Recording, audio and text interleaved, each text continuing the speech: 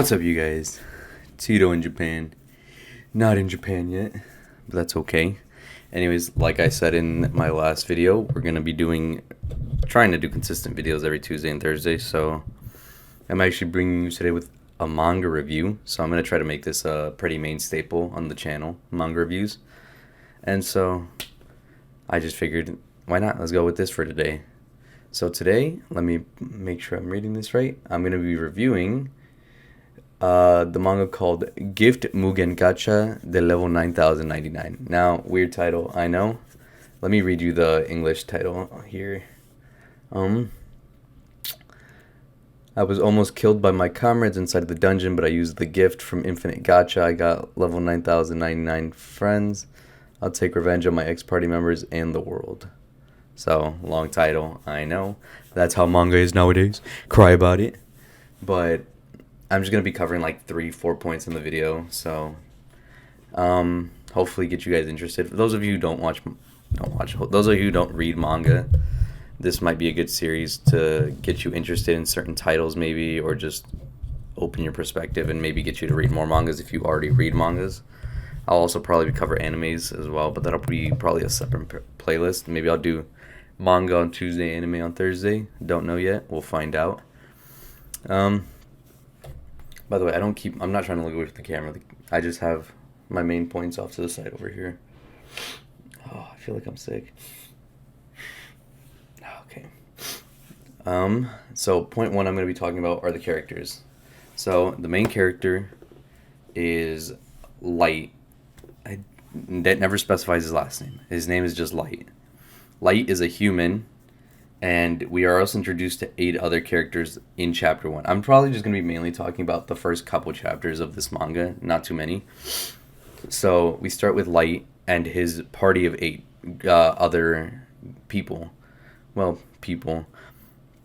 So there's 8 other races in this world, and those are the beast race, the dragon race, the elf race, the dwarf race, the demon race, the centaur race, the ghoul race, and the dark elves. So there's a total of 9 races in this world, and they came together and made a party to go venture out into the main dungeon of the world. I believe it's called the Center Dungeon, or it's called the Abyss. And they are representatives of each of their race. So you have Light and his 8 other representatives who go into the dungeon together to conquer it.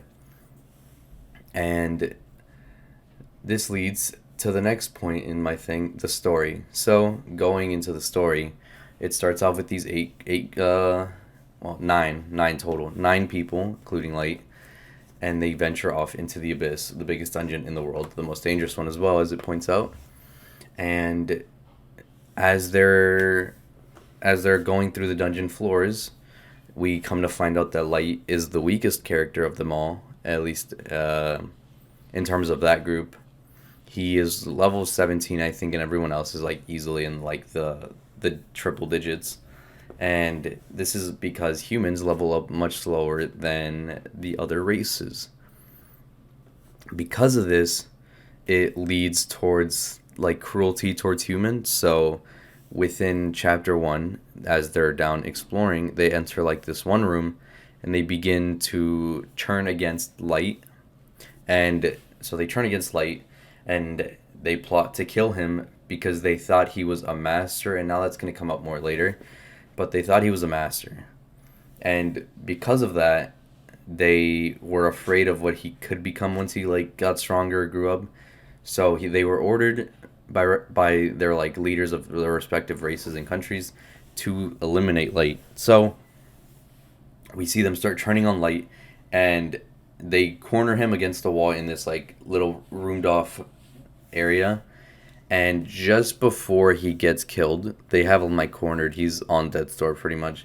Just before he's cornered, he activates a trap in the dungeon, which teleports him all the way to the very bottom layer of the dungeon of the dungeon abyss. So he's at the very bottom, and upon teleporting there, he's like unable to move. He's bleeding out.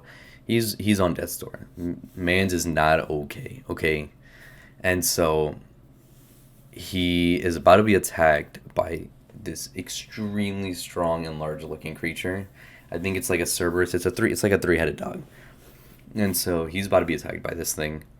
And this leads to the showcase of his special gift. That's where the title comes in. So humans are the only race that can receive these gifts very rarely, and gifts are like a special type of magic in the world.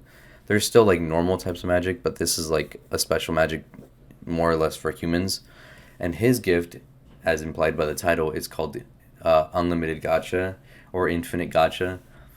And this just kind of like leads to him using it, and it was explained. It's explained, I think, during this interaction of the beast about to kill Light, essentially, and him using his infinite gotcha skill, that on the surface, his skill was pretty much useless. It would draw a card, he would grab a card, and it would like draw an apple. It wasn't like that great, and he couldn't decide what to get. Like it was just a random gotcha. That's the whole point of a gotcha. But he accidentally summons this lady dressed in a maid at the very bottom of the abyss right before he's eaten. This maid one-shots the beast and helps Light recover. We come to find out, I think in one of the next chapters, that this is because Light's gotcha skill wasn't able to fully utilize the magic on the surface, whereas in the bottom of the abyss, the magic is more concentrated into one single point, which allowed him to summon more powerful cards, unlike before. So that's kind of the setup to this. He starts growing an army in the abyss. He builds like a kingdom essentially down in the abyss, and he gets extremely overpowered. It's not an isekai. It's like a fantasy, but it's kind of like in an isekai in the sense that like he gets really OP, and so this leads to the next point actually. After explaining like the story a bit and moving on to the next point is like the main conflict of the story. So after, I think there's a time skip of 2 years. 2 years later, we see him. He's got like this decked out robe and this like looking spear staff thing. And he now, instead of the maid, now has three other very powerful looking women. And they all help him do various things. Like one's like an ancient mage from great text, so she's like super knowledge on magic and can do like anything doing magic. The other one's like a beast tamer. One of them is like more of a warrior type. She just wields a big sword and stuff. And then for the first one summoned was the maid. So it's like those four, like they're the strongest ones next to the guy, next to Light. And so that kind of just leads into his whole thing of like, okay, 2 years later, and I'm ready for revenge. And so that kind of starts the conflict. Now that he's powered up, he's leveled up, he wants to go take his revenge on the other 8 races that basically betrayed him, and on the world for betraying the humans' trust and stuff. And so that begins the adventure of him venturing out to the surface for the first time in 2 years. And like you come to find out that his hometown is wiped, his parents are like dead, and it just leads to this whole story, which eventually, the way it works is there's like arcs in the mangas. So like the first arc is him finding one of the first guys that betrayed him. Well, they all 8 betrayed him at the same time, but he's like going down the list on people he's gonna capture. So he wants to, let me backtrack a little bit. He wants to capture the 8 guys that tried to kill him in the dungeon 2 years ago. So his quest is now to find all 8 and basically torture and kill them for what they did to him. So that's kind of like how these arcs have been going. So we start with the first guy, and he's this beast man, and this beast man is like chilling, doing his thing. He's like recognized as one of the strongest by the people. He gets like a bunch of money. He's like living well off. And eventually Light shows up, and there's like some conflict that goes on. I'm not trying to spoil too much of the manga, but some conflict goes on. Eventually, obviously, like the dude has no chance. Light captures him, kills him, tortures him, so on. Then starts the second arc where he chases another girl down. Same thing. We get more demonstration of powers though in the next arc, and well, the next two arcs, I would say we get more of a demonstration of his power for sure. So, just kind of what to be expecting is just it's just your typical like guy gets super OP, does whatever he wants, blah blah. Like it's okay. I mean, I've let's see. Let me look because I have it pulled up here. So there's 75 chapters, and I think I've read up to 74. So I've been reading the story for a while. It's good. I like it. In terms of like a good manga, probably like I would give it like a B tier. It's probably middle ground. Let me read my notes here. Middle ground. It's kind of what you'd expect of a manga. Guy gets OP, gets his revenge. Um, he does struggle a few times even after he's powered up, but it's more struggles because of the weapon he uses. That's later explored in the manga, but I mean that's the conflict in a nutshell. Is just him turning against these people who basically tried to kill him 2 years ago, and now it's his quest to go get his revenge. And I mean, yeah. And finally, like I have the last point, which is like the point of view and understanding of the characters. Kind of like how I deem the situation of Light being.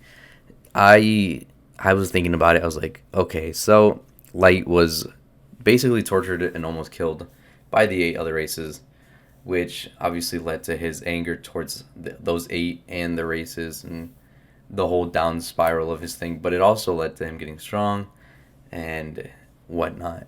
Um, do I respect his decision? Not necessarily, but I mean, I can kind of see where he's coming from. Like, we're human, right? Like, if there were other races out there of like beastmen, demons, whatever, who came out and started to attack us for no reason, or like because we were weaker than they are, then you would obviously hold some resentment towards them. Um, what if I was in his position? Would I do it? Maybe not the way he goes about it. If you read the manga, I recommend checking out at least the first couple of chapters. He's pretty vicious with how he goes about capturing and killing some of these people. So it's like, oh, geez, like okay, bro. But that overall wasn't too bad. I enjoyed it. I thought it was okay. Um, Let me see what else here I got. That pretty much wraps up this review. I'm gonna try to keep these reviews short, depending on the manga, how many chapters I've read, or the anime, how many episodes I've watched. But that was this review of oh my god, I forget. Gift Mugen Gacha, and I mean, I give it a solid B tier.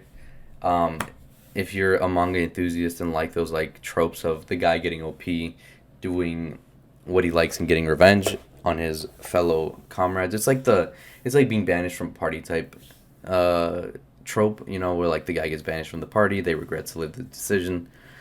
So if you like that kind of trope, then I would recommend this one. It's still being updated. Chapter 75, I think, actually, I have it here too, just came out on the 2nd of March. So it's been like a month ago, but like I think it's good. Check it out if you like that kind of trope. And I will see you guys Thursday with the next video. Peace.